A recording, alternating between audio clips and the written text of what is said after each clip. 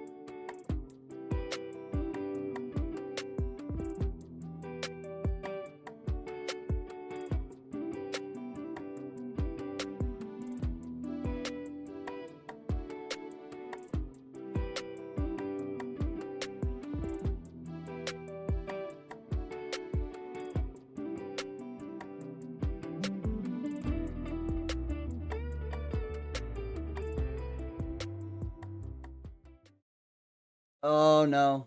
Wait, it's live. There we go.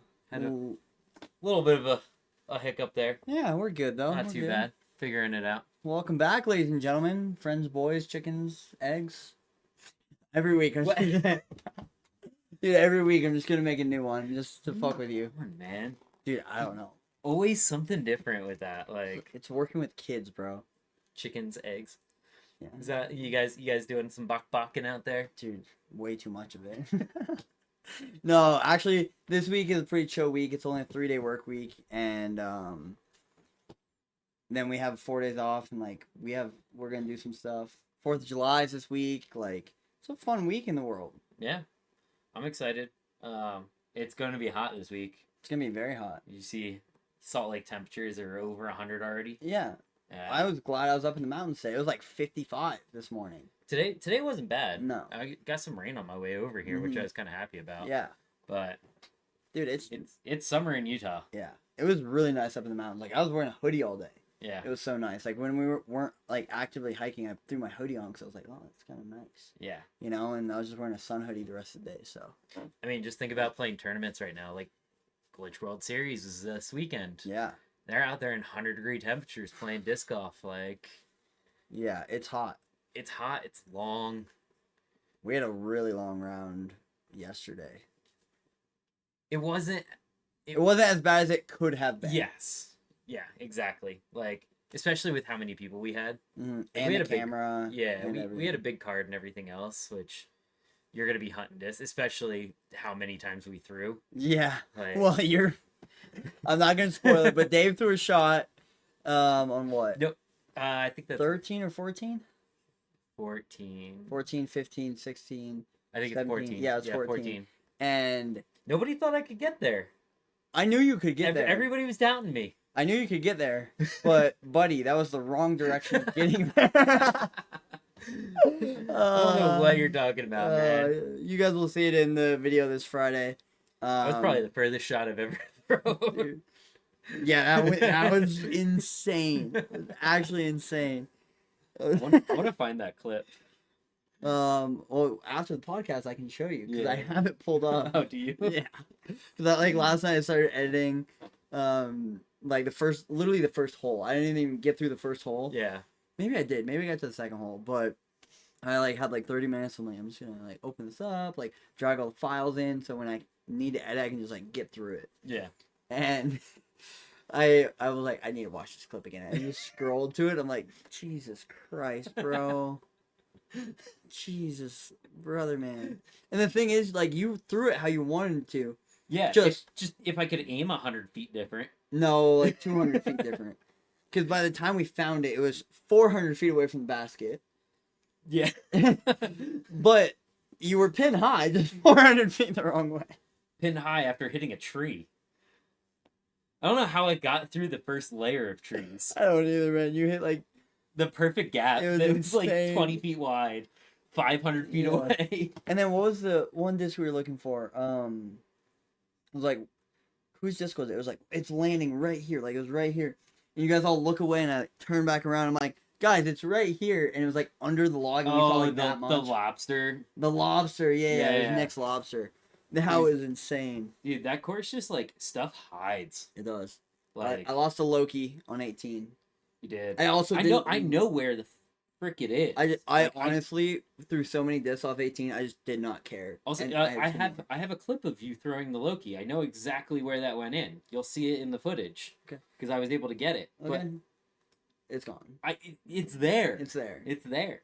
I just don't have it. It's the backup, so we're not worried about it. We'll get it next time we head up there. Yeah. Because I know exactly where it is. All We were out there for way too long. I didn't want to spend more time searching and hunting. Like somebody already found my peach. Yeah. So I'm not.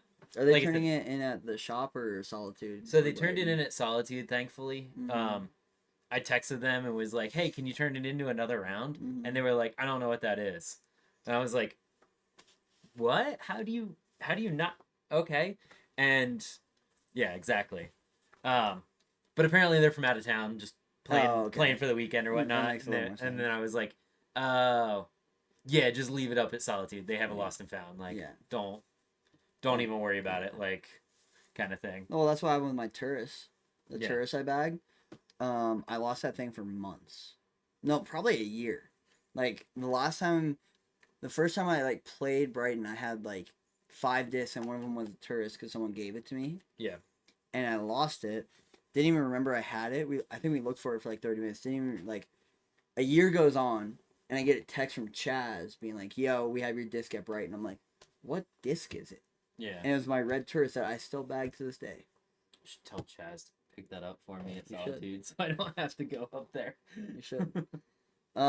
Just breaking, U.S. versus Uruguay is starting, so if I look at my phone, that's why. Ooh. Kind of a big game. The U.S. needs to win, basically. To qualify for the next round. If they tie, it's like a very... Well, let's look real quick. I know this is a disc golf. We swear. Table. We need to tie...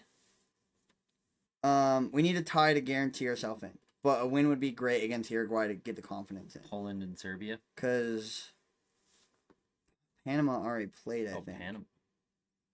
No, Panama and Bolivia are playing right now. We need a win to guarantee, and we need Bolivia to win or Panama and Bolivia to draw.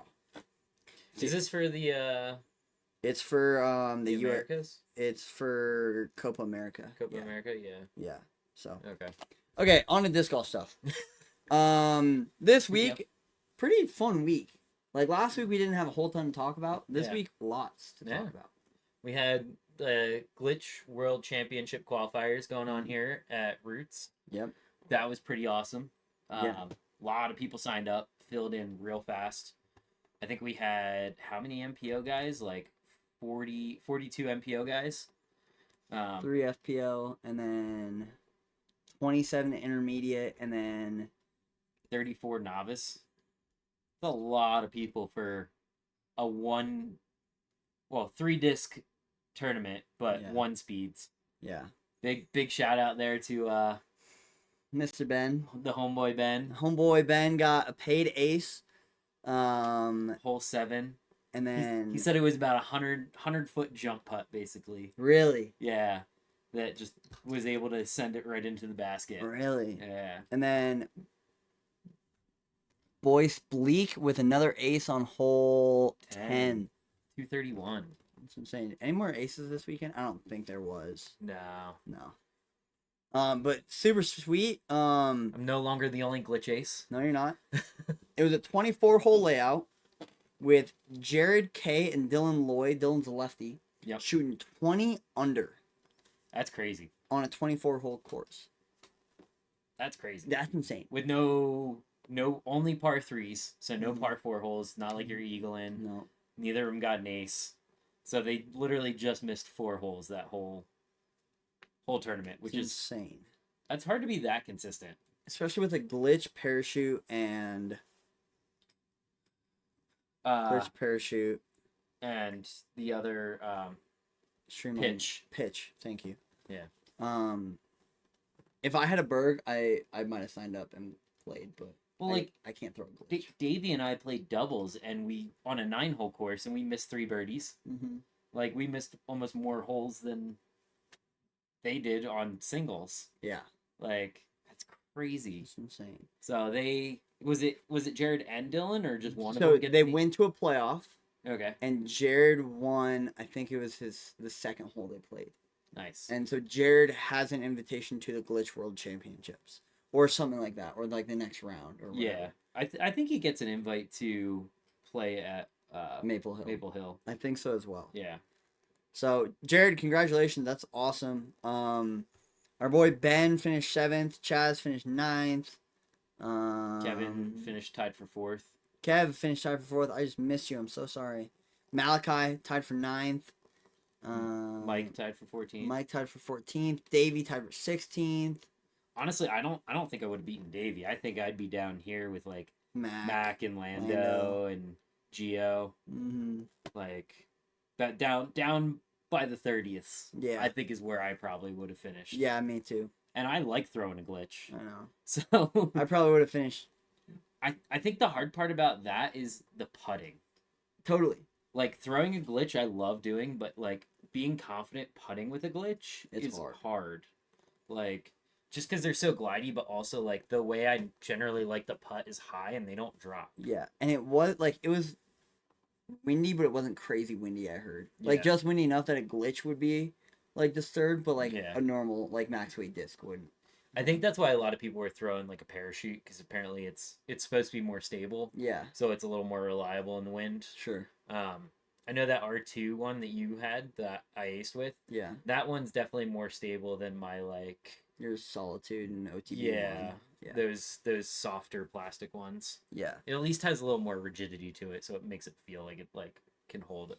I've been going through like a lot of like small form changes, and I actually have like when I have thrown the glitch, it feels good. Yeah.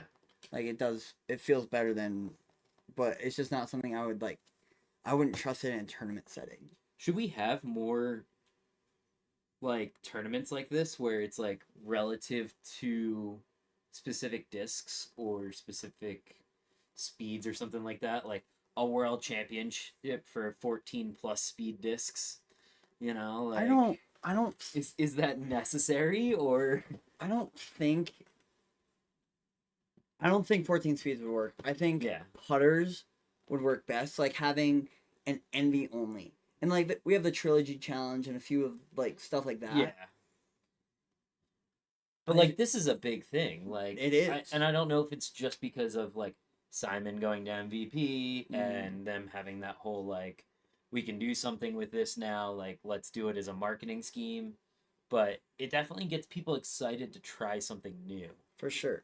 I wonder if there's more like actual like this wasn't sanctioned, but like where you have a bigger goal than just going out for the weekend and playing with like Berg only tournament. It's like cool. What do I get out of it? And it's like, oh, winner gets $60, and you're like, oh well, that's not the greatest incentive necessarily, but like if you have a Berg World Championship, like Well, I think the glitch, like what MEP's done with like the glitch, and like obviously it's Maple Hill, right? Yeah, that's a big deal, and I think like if you could make other discs that big of a deal, like I'm gonna take Spore. Wait, who's making the Spore? Discmania. Discmania. That's what I thought. So take the Spore, take Discmania, and you go to a local Colorado course for the World Championships. Like it's the 303. Yeah, the 303. Like play up there or something like that. Yeah. Like that would be sweet.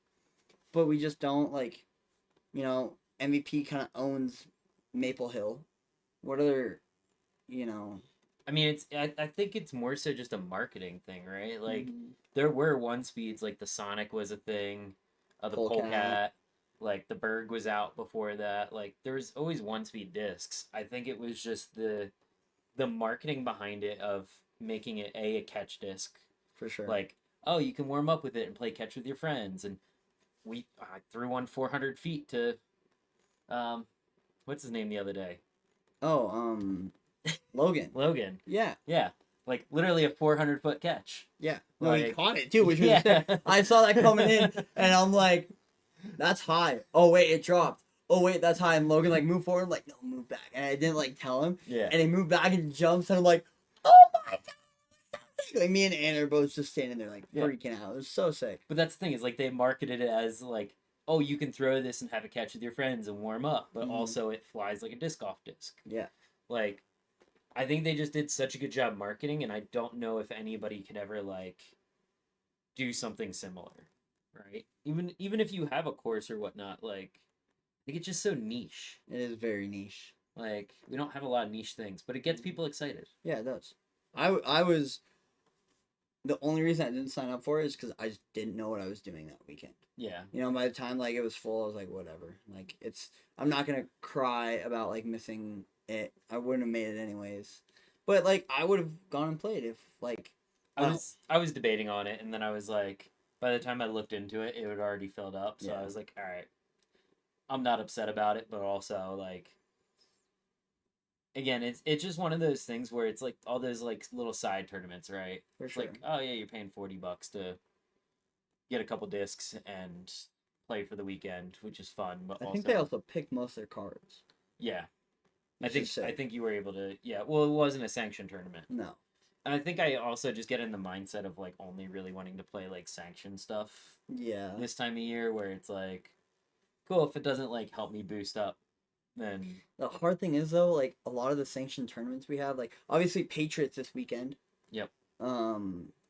That's sanctioned, but it's like it's hard to besides like Beehive, Patriot, and like Solitude and Creekside.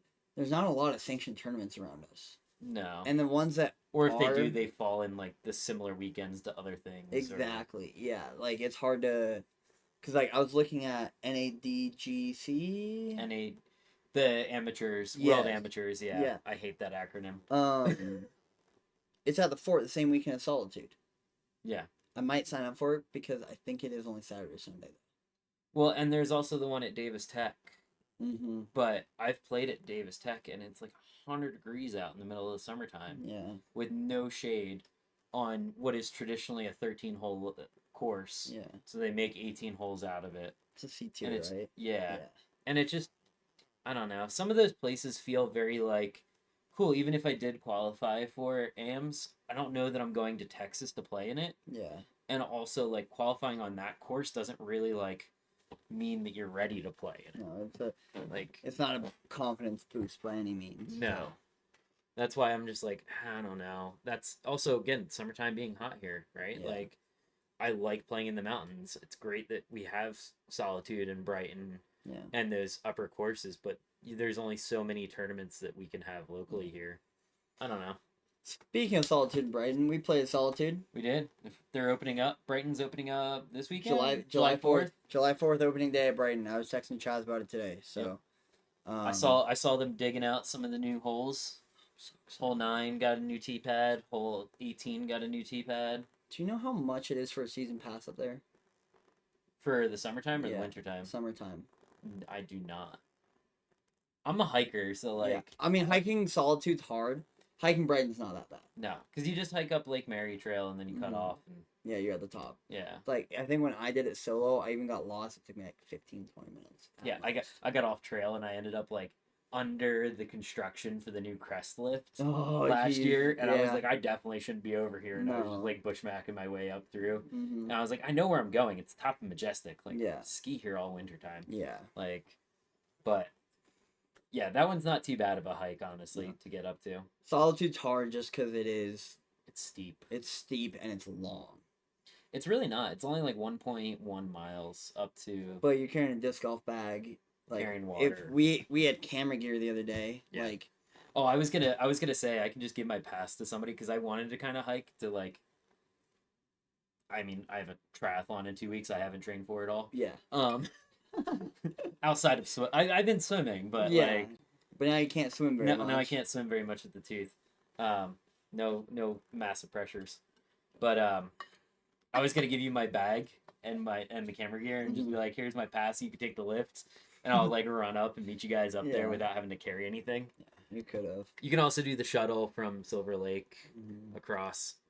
I know some people said you now have to pay for Silver Lake, which seems weird because the Brighton lot is always free and it's literally 3-minute walk down from Silver Lake. So I don't Well, whatever. I don't know what's going on up there, but For the first time I played Solitude.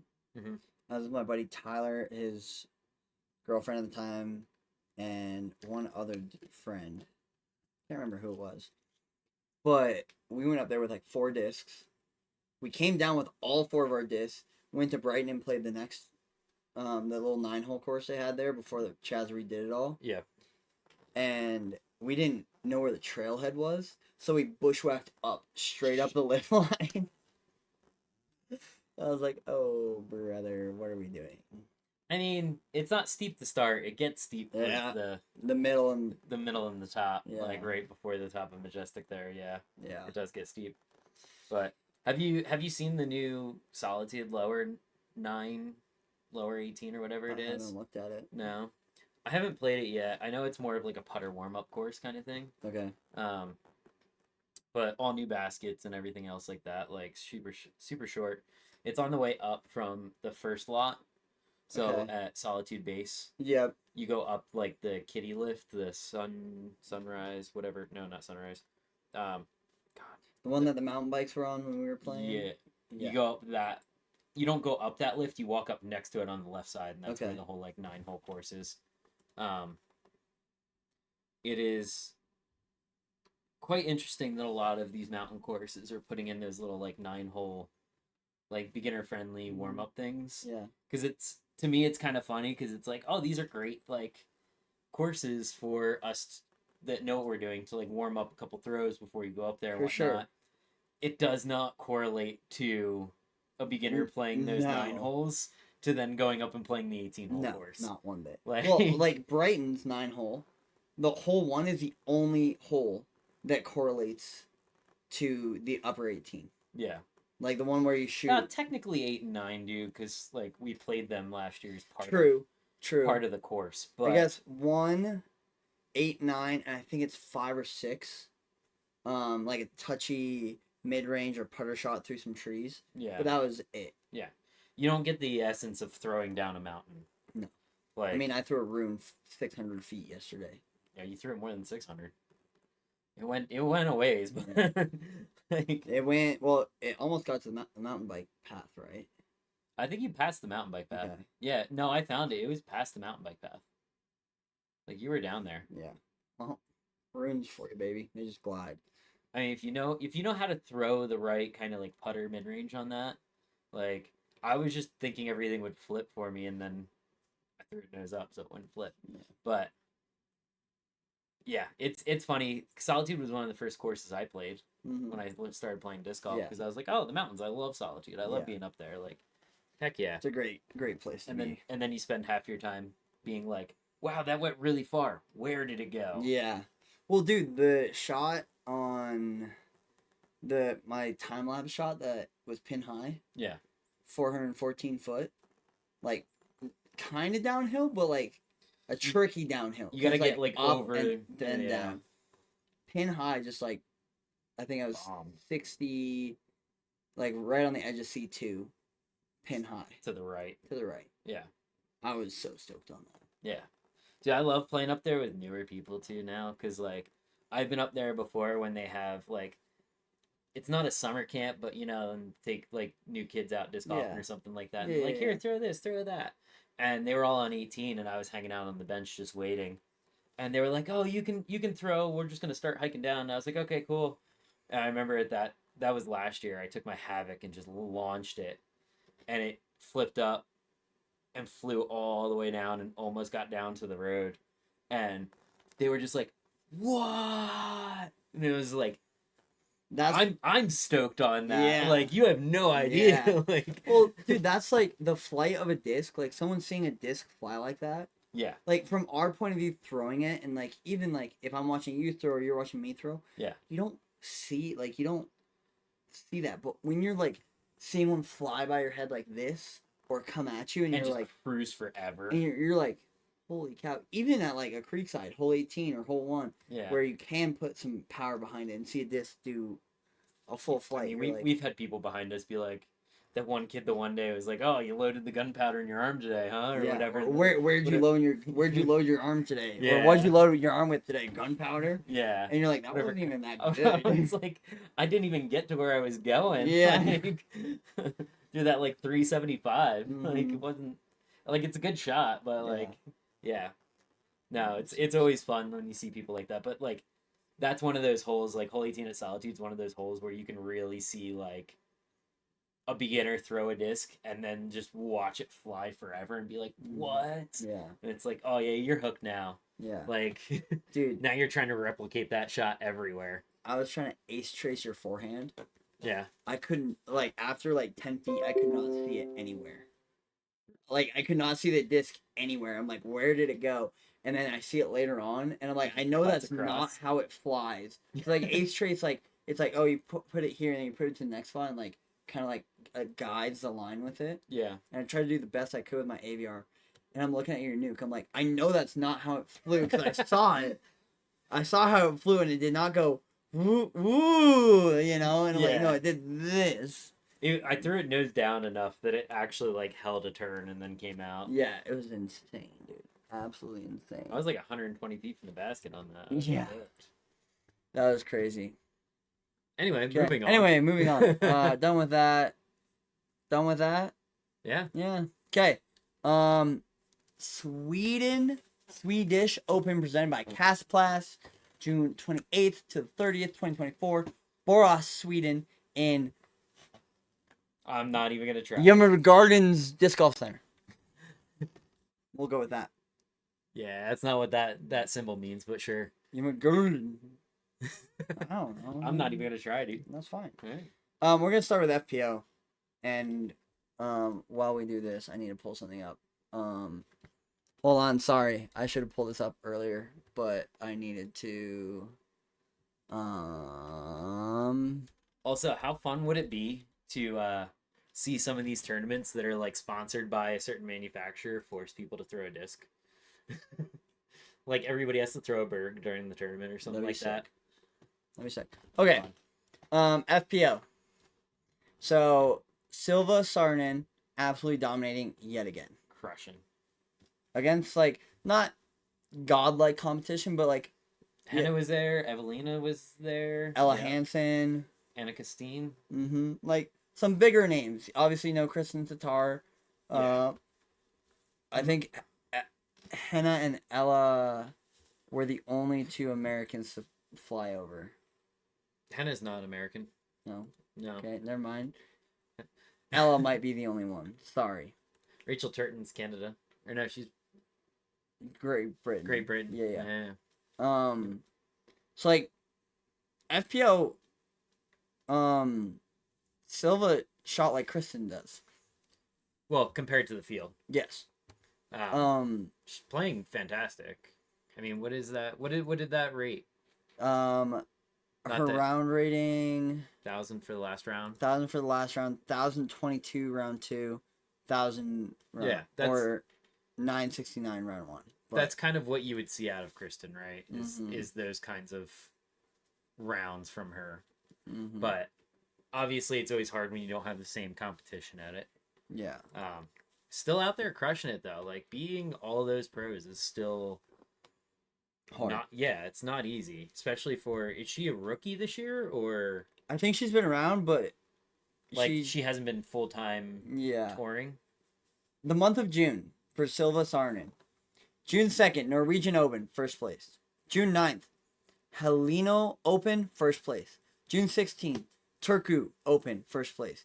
June 23rd, Ale Open, first place. June 30th, Swedish Open. This lady just took down 5 major FPO championships. 3 were silvers. 3 were silvers. 3 silvers and 2 majors. Not majors. Well, 3 silvers, 2 DGPT events. In a month. Yeah. Hats off to you. Holy shit. Yeah. 3 silvers and 2 Pro Tour events. I mean, the Silver Series are still a thing, right? Like, you still Mhm. have good competition there, everything else. Like, you still have to play well to win. So, no knock there. But it's a big momentum and confidence boost, right? Oh my god. It's I'm on a streak. I'm hot. I can do this. Like, you go into, I think next week there's no events going on, or like no major Pro Tour events going Mhm. on, and then I think we're back in the U.S. again. There's weird scheduling Yeah. with that, so she's probably playing one of the European events again. Mhm. But I mean, next month we start going into the European Open Championship, and when you're 'Cause that's streaking, it's I think the two middle of weeks away, 3 weeks. 2 or 3 weeks away. Yeah, Yeah. I think it's 3 weeks. When you're streaking like that, like, I mean, look at Ricky when he gets hot. Like, You can't stop him. yeah, exactly. So, And good old window security. yeah. It's insane. Like, we've seen a lot of dominance in disc golf. I don't think, at least in my time, I don't think we've ever seen that dominance in that short of a period. I don't. Again, it goes back to the whole like playing every event in that short period of time. Mm-hmm. Like, you take somebody like Kristen, right, who Mm-hmm. almost won every tournament that she played in last year. Yeah. But she took like 3 weeks off, took a month off. Yeah. Like, she selected certain tournaments to play in, but like she was not losing. Yeah. So, And Silva has signed up for everyone apparently, because we saw her a lot in like the beginning of the season over here playing well too. Like not like middle of the pack. She's making like, coverage on most tournaments. Yeah, at least in a round, if not every round. Well, and we were watching live or not live coverage, but coverage from, was it the Turku or was it Swedish? Was it this one? I don't think it was this one. I think it was the Turku Open, and it was just like a highlight reel, and it was literally every hole of her. just crushing it. Yeah. Like, throwing absolutely amazing, hitting every line, like, Yeah. just could not miss. No, she was playing great. It was Yeah. insane. So props to her. I mean, she had 1, 2, 4 bogeys all. Oh wait, I'm looking at the wrong person. Yeah. 1 bad double on day 1, 2 bad doubles on day 1. Double or single. Single, and it seems like she just like last round just flew. She cleaned it up. Yeah, like she literally doubled her score last round. Yeah, which is impressive. Yeah. No, So, great to see. And love now we also get to watch it on CBS. Yes. So, for those of you who don't know, Sunday, June 30th, so 2 days ago, right? 3 days ago, when this drops. 2 days ago when this drops. Is June 30 or is it 31? Sunday was yesterday. Yeah, it was, wasn't it? Yeah. 2 days ago when this drops, CBS Sports Network put on coverage of the 5th Portland Open FPO, with Paige Pierce, Cat Merch, Owen Scoggins, and I don't know who that is. Can't tell by the face. No, I can't. But we were talking about it last week. We haven't seen any coverage on a big name brand, Yeah. like ESPN or anything like that. And we're getting there with CBS Sports Network. So awesome. I love to see the ladies out there. Yeah. I think it's a lot of people, at least me, like amateur wise, because you can relate more to the women's disc golf, like their capabilities in throwing and stuff. Like sure. most of those girls are throwing like maybe 450 max. Mm-hmm. 500's a really good throw for a lot of them. I think Yeah. that one chick does throw like 500, but it's more relatable. Like, I can go up there and be like, oh, that's the line that you're throwing. That's probably the closest to me, versus Mhm. like a Calvin going up there and being like, yeah, I can't do that, dude. No. Like, Yeah, for sure. So it's a little more fun to watch because it's a little more relatable. Totally. I actually love watching FPO. Like you said, we get to see how us would, me and you would approach the course a little better than if we saw Ricky and Calvin and Eagle and Simon Yeah. play that same course. I mean, obviously they're all better than us. That's no Yes. question. But capability wise, there's much less of a difference For than sure. the MPO guys. For sure.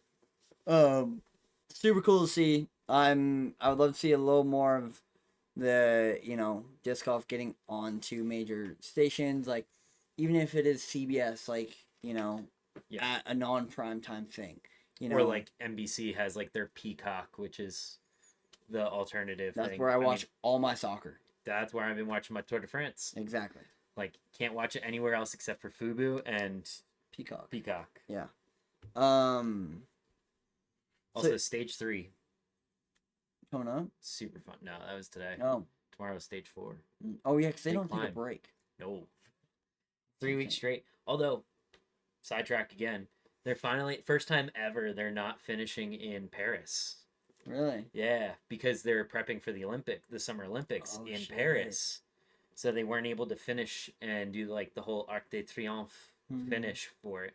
So it's ending in, I think, Nice this year for the first time ever. Nice isn't that far away though. No. It's like 45 minute like train ride. Yeah, but it's also something different, right? Yeah. Like, I mean, I took a train from Nice to Paris when that whole Amsterdam thing happened. So yeah. Moving on. When are we seeing disc golf in the Olympics? 2028? No, 2040. I wish it was. Well, do we see golf in the Olympics? Golf is an Olympic sport. Okay, well maybe it's. Golf is a summer Olympic sport. So 2028, 2032, 2038. Right? 36. 2036. Okay. I mean, we got a lot of niche sports in the Olympics now. There's, especially in like winter, there's a lot of weird ones. Yeah. There's a lot of weird ones. Curling. Yeah. Everybody got real into curling. Oh, I remember. Every year the Olympics comes on too. Everyone's just like curling. I would actually love to see it in the Olympics because then everyone would be freaking jazzed. Wasn't there a skier 2 years ago that during the Winter Olympics that threw like a disc golf through the Olympic rings at we have a computer right here. One of the events. Yeah, I'll look it up. Look it up real quick. But yeah, when do we see disc golf make it? Is it ever going to be big enough to be an Olympic sport? Way curling is bigger than disc golf right now. Yeah, but like you can't have like countries playing disc golf that don't like. Mexico just got their first disc golf course because of Paul Macbeth, or like the South American countries and stuff like that. Like nobody's. Think about it though, Canada, yeah, or like hockey. You don't see a lot of like people around the equator playing hockey. They still all have it. Like you could do Team USA, Great Britain, Canada, Germany, Finland, Norway. That's a good start right there. We would have a lot of the Scandinavian countries, right? Yeah. Or like Baltic and Scandinavian. Yep. Estonia would have a ton of people. Finland would have a ton of people. The US, obviously. So like.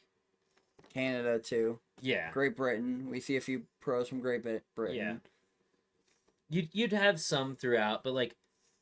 I always think like the hardest thing with the Olympics too is like how does that change from the Pro Tour? Well, okay, here's how it changes. You have throughout the Pro Tour season, whenever the Olympics are, you have a break, right, from Pro Tours. Okay? Yep. And then the last few events from the year before and the first few events from that year are qualifiers for an Olympic team. And obviously, like, the U.S. could do it different events than, like, this. Like, then, like, let's say Estonia has, like, hey, you need to come to these minimum 3 events to qualify, right? If you miss one, you cannot qualify. And then these 3 are optional, and we're going to take your best scores from those 3, or your best ratings or whatever, and we're going to pick the best 5 disc golfers. Yeah. Or best 6 disc golfers, and you do collegiate doubles style, and then you have two people in singles. Is that a stupid idea, or am I crazy? I don't think it's a stupid idea. You'd have to have it in the Summer Olympics, which is already jam-packed, congested as is with sports that people don't really care about or watch. Like you said, you didn't even know golf was in there. I Like, don't watch golf. how many people are tuning in for, you know, the marathons and stuff like that, where you turn it on, you're like, cool, I'll check back in 3 hours and see how people are doing. Yeah, Like, for sure. I feel like it's a little more catching than some of those other sports though, like a marathon. it can be. I don't know what to search for. I can't find it. Anyway, I remember there was a thing that one of the skiers or something like that was like throwing he was into disc golf, and he like threw it from the mountain like at the Olympic rings or something. I saw a post about it at one point.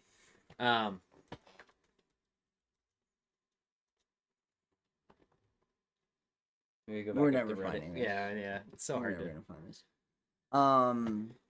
Yeah. Okay, we're way off topic. back to Swedish Open. I swear this is a disc golf podcast. That was disc golf related. It was Yeah. just on to the Olympics because we were talking about CBS. And Yeah. Okay, MPO, Swedish Open, presented by Cast the Plast. James Proctor, my guy, taking it down. the proctologist. Proctologist. He honestly, like, his final round, like, it was solid, but, like, Paul played well. Joey Buckets played well. All the guys behind him were playing really good disc golf. And Yeah. if he, like, fell apart at any time, it could have gone to any one of those guys. Because there's a second place tie with 3 people. Paul McBeth, Joey Anderson, and Mari Villemin.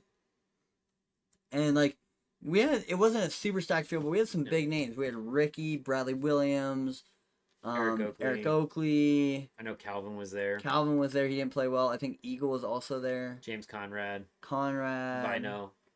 Vino now with Infinite or Innova also. Mm-hmm. Calvin getting last cash. Last cat, damn.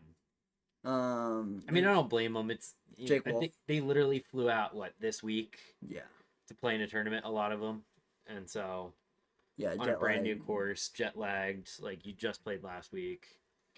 Yeah. Yeah, Proctor bringing it back just like last year though. He played really well. Just consistent. Paul looked great after round 1. Oh my gosh, Paul looked really good. Then Paul always plays well in Europe though. Yeah, he does. And then round 2, he just kind of fell apart. Like he still played okay, but just couldn't score. No. A lot And of then bars. Proctor played great round 2 and great round 3. Dennis Agustin played great in round 2 as well. 10 under. I think that was a hot round for the whole tournament, if I'm not mistaken. It was 10. So yeah, sweet to see James Proctor win something. There was a little like 20-minute YouTube video like about his life and what he does. Did you watch that? I didn't. I know he was still working full time while touring for a while. Yeah. Is he still working full time? Or is he now like an actual touring pro? No, he's still working full time, I believe. Obviously with like time off, but he works with kids, which I like thought was super cool. So I think it was like a 20 or 30-minute like documentary series, and like talking. They had some like Portland Open highlights from I think last year, and like stuff like that, and like some of the behind the scenes stuff. It was really cool to watch. So, congrats to James, super cool. So, Heck yeah. yeah. Oh, I'm getting yawny. Sorry. You and me both. I haven't had enough caffeine today. Me neither. Okay, moving on. Let's just close out of this stuff. I don't even know where to look. Okay, moving on. This is a hot topic of the week. Yep. Timeouts.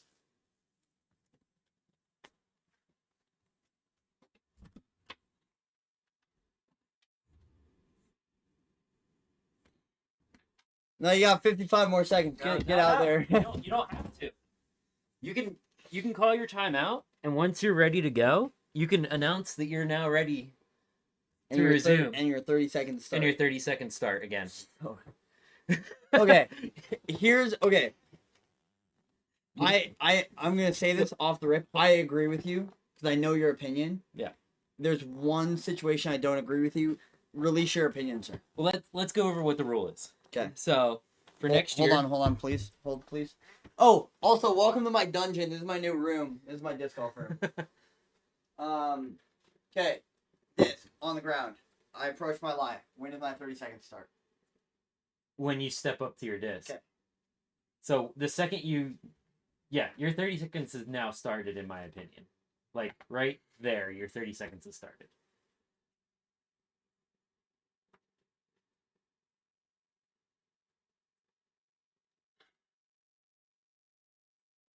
How long was that? Probably about 20. Okay. If that. Okay. That's like a scramble situation. I mean, we've been it. So to go over what it is, new rule is Can we pull this up real quick? yes. Um, You get 2 timeouts, 2 1-minute timeouts now, starting I think next year. I'll go back up to there. Make life easier to search. Sweet, thank you. Yeah. Okay. Alright. Is Those this are the just right time one? warnings. No. Okay, That's hold not on. the new one. But okay. I think this might be the one. Here we go. Yep. I think this is the one. Let me double check. Hold on. Sorry, we should have pulled this up earlier, but no. I mean, I know.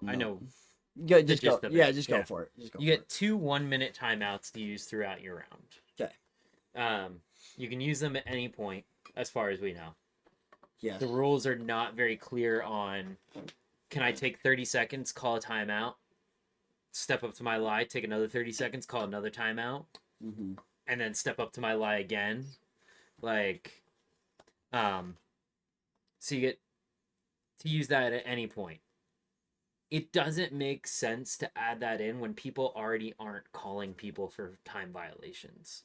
Like, you don't have somebody monitoring. It's up to the card. Nobody's going to look at a dude that's in the woods like I was at Solitude being like, oh, you got 30 seconds, man. And you're like trying to get behind your lie essentially to like figure out what to throw. And they're like, oh, that was your 30 seconds. They're like, no, I've been there. Like, it sucks. Take your time once you get out in the open. Speed up a little. Like, don't take as long, kind of thing. Don't be the guy that gets to your lie, looks one way, looks back the other way. Grabs a disc, steps up, goes back to your bag, grabs a different disc, steps back up. Like, I've done that before, and I'm probably right at 30 seconds, but I'm, like, running to my bag to grab the disc I want to throw. Yeah. Because, like, maybe I was like, oh, it's a Loki for sure. Yeah. Right? Or it's a Zone OS for sure. Right? And then I get to it, I'm like, oh, no, I need something, like, neutral to hold this longer. And I'm like, okay, let me look at this, see if this looks... Okay, that doesn't look... And I run to my bag, grab my disc, step back up, do, get ready, boom.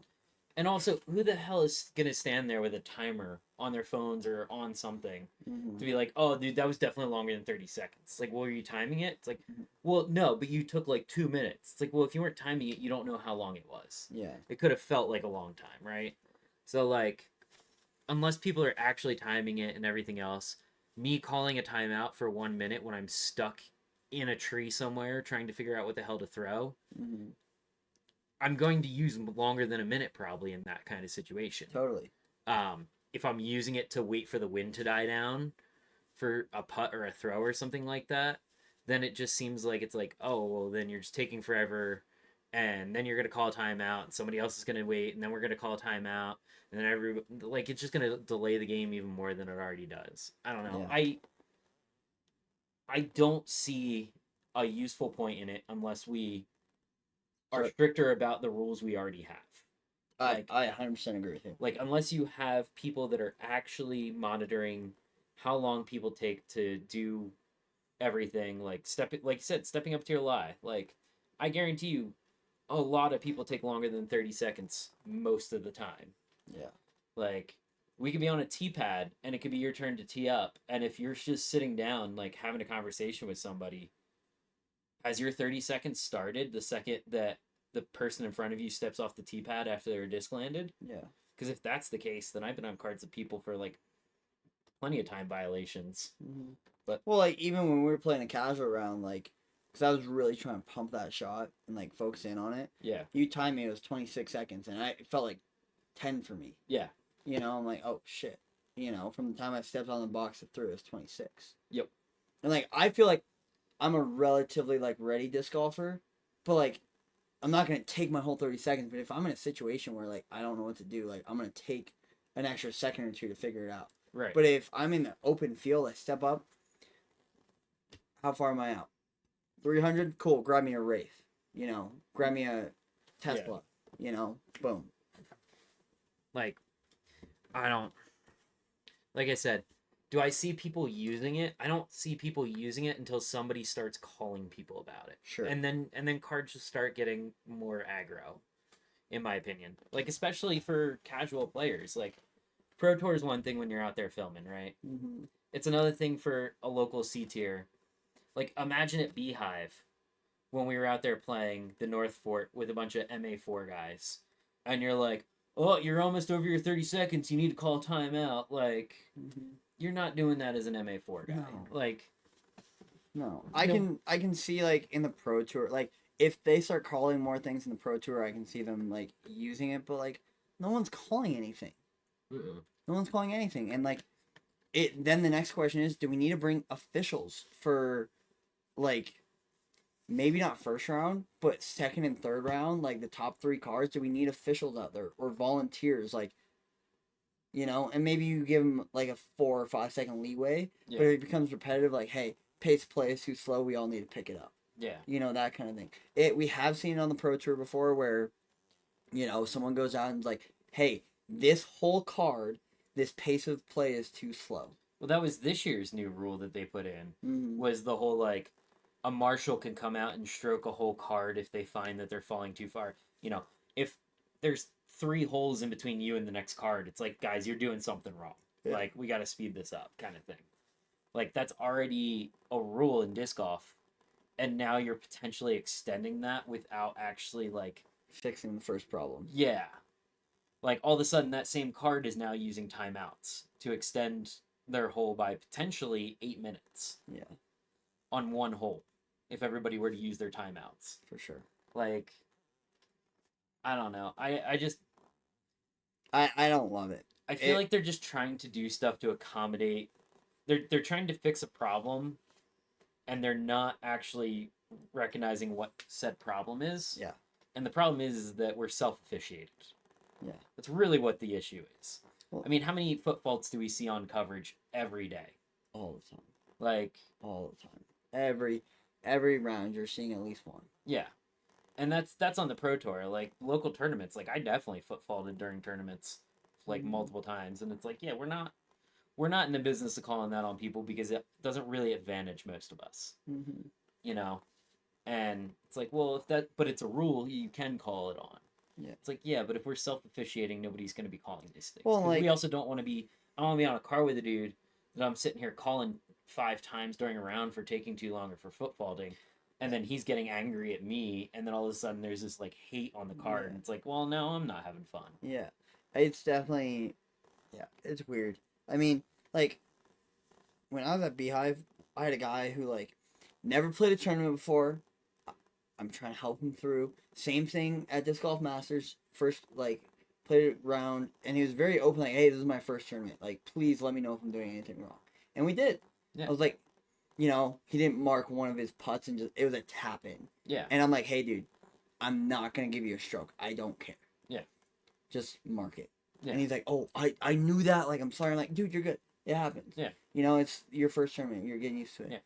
And then, like, it's not like that's helping anybody. Yeah. And, like, flipping discs. Like, no. Mark it. Pick it up. Down. And, stuff like that. I mean, you followed me with when I play on cards with people that you were just like, I need to leave. Like, I'm gonna get aggravated with how slow like, you guys are fucking moving. Like playing in a lower division than you and like trying to move up. Like, I think I'm more used to it because I do see people who like, I remember a few holes at Beehive where I threw my drive and we were getting to people's third shots. Yeah. And I still wasn't to my drive. And like, I'm just sitting there waiting and I was bored out of my mind. But like, that's what I put myself into, and I want to move up. I'm not playing great disc golf right now. And then I'm fine with that, but then as soon as, like, when that guy on your card at Beehive, I walked the first hole with you, and I was like, I think the Dude, card I got- behind us was ready to tee before you had before we had gotten off the first hole, and there was 12 minutes in between tee times, so that hole took us 12 minutes. that hole should take Like, like 8 minutes, sure. Yeah. But it's a short par 4. Yeah. I don't know, yeah, it took us 12 minutes. So man. Insane, dude. Fucking insane. that's my issue with the whole pace of play, right? Like, is if we're self-officiating again, I'm hole 1, I'm not gonna sit there and be like, dude, you're taking forever, you need to hurry up, like, because then it just sets a tone for the rest of the round. We played 3.5 hours together. Like, I don't want to be that guy constantly being like, all right, well, now it feels like you're taking even longer, let me pull out my phone and start timing you. Like, Yeah. it just feels so petty. Yeah. And I don't like doing that. And And, we like, need at the pro level, we need a marshal or someone. yeah, We need someone like, hey, you're you in just charge had of these 3-4 a holes. marshal on every hole. Like, I get that finding volunteers and everything else like that is hard. Like, people were literally paying to volunteer for Maple Hill. Like, they had to pay to volunteer. Yeah. Like, it's not... I feel like you could get people out there to marshal holes and, you know, be like, hey, listen, you guys, average time on this hole should take about 10 minutes. If you guys are taking longer than 15, you know, your card's going to get stroked or something like that. Like, obviously there's other circumstances, but you should be able to keep a pace Sure. and not Totally. have, you know, three holes in front of you or something like that. And, like, you already have the whole bathroom break rule, which is just like a reasonable amount of time. Like, Yeah. Does that now have to be a timeout, or could you just use your bathroom break as your timeout? Like, oh, hey guys, sorry, I gotta run to the bathroom real quick 'cause it's real windy right now, and then Yeah. come back to your lie. Like, I don't love it. They're trying to fix the problem. They don't know what the core is, so. like I said, it's, to me, the issue is that we self officiate. Yeah. That is realistically the whole issue, and there's no way for competitors to not feel like you're being petty to your competitor about some little thing in the sport that's like, oh, well, you stepped on your disc when you threw, that's a foot fault. And you're like, I stepped on my disc and fell and threw my disc 300 feet into the woods. Mm-hmm. How is that? So now I get a stroke and I'm in the woods. Like, You're not gaining an advantage from that. Right. Like, people don't really want to call that. No, they don't. They're like, they feel bad for you. They're like, fuck, you know. I feel like the PDGA has more pertinent things to worry about than timeouts or whatever, like, little things they like doing. Like, Yeah. For sure. so. Okay, well, yeah. I don't love timeouts. It's a hot topic right now. We don't want it to be a hot topic. We want to fix pace play in tournaments. Yeah. Okay, let's finish it up. Is that I think that's everything. okay? Cool. Do it. My turn? Yep, your turn. Where's the pretty one? There's the pretty one. All right. Disc of the week. Finally got him back in at the shop. Soft Electron Atoms. This is my putting putter of choice. I love these things. They are glidey. They're very straight, especially when they beat in. And even if I throw it on like a little bit of hyzer from like 40 feet, it'll fly straight on that hyzer. Like it doesn't push left, which is great for my putting style because I feel like I tend to leave things high and let them kind of float in. Yeah. I haven't been able to get these things for about 8 months. So thank you, Ben, and Another Round for finally getting these in so I can have some putting putters. This one is Some backups. sick. Dude, even like my putting putters are getting like, They're too flippy. they're real beat up. Yeah. So I grabbed a whole bunch of different ones. Thankfully, I got like 7 in red, so I think red's gonna be my color this year, and then purple's for the backup. But I don't know. I love the way these feel. Like to me, we were comparing them to your My envies. your MVs, and they're very similar. Very. I think it's the same top. Yeah.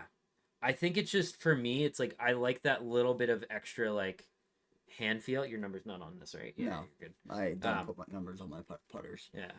Like it's just that little bit of like sharpness on the front, the bottom there, that's a little bit different. And like I said, these tend to be a little bit straighter. Like it's a negative 0.50. Yeah. I would say how I described it earlier is the bottom of the Envy is a little more. The bottom of the Envy is a little more like down, like straight down, whereas the bottom of the Atom is a little more diagonal down, kind of this way. So it's a little like narrower, if that makes sense. Yeah, and it's weird because like there's almost like the tiniest little bit of a micro bead, but not, you don't feel it. No. Like I don't know. I love putting with these things. Like I said, they're dead straight. I know if you have a real spinny putt, you can honestly throw it out flat and it will almost like turn a little bit, like from a distance into the basket. So, yeah.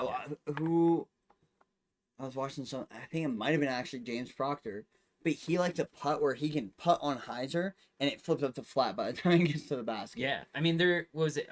Didn't Hebenheimer used to be the guy that did the horseshoe putt, like you're playing cornhole. Maybe. Where he came from the side and would throw it and flip up the flat kind of thing. Maybe. Like, I can't remember. Oh, I like almost like a flippier putter. I know a lot of people like stable ones so they can aim out right and just let it hyzer in and push in. I like something straight. Yeah, I just don't have the power or the confidence to really like throw a putt, so I'd rather just aim straight at the basket and know that like it's not gonna try to dump out left. Like it's gonna go where I put it. That's how I like mine too. Like that's why I like really beat in Envies. Yeah. Like I'm slowly trying to beat those blue and green ones up. Although, I'm slowly trying to beat these up. These do feel a little bit firmer. I know I think they're just not beat in enough. Yeah, they're not used. Like one of yours is a times. literal puddle top in the middle. So they are kind of warped. Yeah. No, you need to put the like 2 red ones in or the purple ones in. Yeah. Also, you should wipe them if you want. I was thinking about it. Because then you don't know which one is which. Yeah. And you just grab one and putt. Well, that's why I got multiples of like the same color. Oh, besides that one. Besides this one, because this one was sick. This one was so sick. If they had more of those, like, it's like a dark blue, black, purple, like. Hold on, let me. Yeah, blind us all. And it's got like a swirl in it, like. It's so pretty. It looks so sick. If he had more of these, 100%, I would have like 10 of these. But obviously you can't pick your battles. So, yeah. Happy we got them in the store. Me Thank too. you, Ben. I bought half your stock, literally. No, you did. Real quick, you guys see that chunk right there? So real quick, I don't want to take you off or anything. You're good. But I do not putt with my my tournament or course putting putters in my backyard because it's either I'm hitting the garage and breaking the garage or I'm hitting a rock wall and breaking discs. Yeah. What's cheaper? Discs. So I use these in the backyard and there's just chunks taken out of them. Like that's a rock right there. Jeez, dude. Yeah. That's why. Wow, Ian. That's why I putt with these in the backyard. Yeah. Because I don't want that to be my pink ones or my blue and green ones. Yeah. I'm just happy to finally have Adams back in, and like I said, I have 10 now. I do. I was able to get a whole bunch. Like I said, if I can't find them, then you gotta I just gotta get them, stock them when I can, kind of thing. Yeah. Like you don't tend to lose putting putters, but I have lost putting putters before. You lost one at Brighton. I lost one at Brighton. We have no idea where that thing rolled to. We looked forever too. Yeah, that was also on a hole where it's just like if it hits cage and stands up, it's just gone. Yeah, like you can go 500 feet. Yeah. Throwing a driver for a putt. Yeah, right. But yeah, if you need a straight putting putter that won't really dump out left on you, I love my Adams. Don't buy them. I need them. Hopefully you don't lose 10 in a week. So. Yeah, we're good. Cool. We're good. Good. Call it good. All right, guys. Thank you. We'll see you next week. We got a fun video dropping for you Friday. Another fun video dropping for you Sunday. Did we finish? Did you finish that one? I haven't finished it yet. Okay. I need to get the footy from you. And we might be in the lab a lot more, especially this fall and winter. So I think the shop is great for summer, but during the winter when I get off at wake up at the ass crack of dawn and don't get back till it's bedtime, we might be doing a lot more podcasts in this room. So you might get used to it. This is our first time we tried it out. I kind of like it. It's nice. Yeah. I mean, it's easier for you. A lot easier for me. I mean, we really didn't have to do a whole lot. We just plugged the GoPro in, put the hard drive in, and like Good to go. good to go. Just unplug replug two things. So Yeah. Cool. All right, guys. Thanks for tuning in. Hopefully you have a great week, and we will see you later. Peace.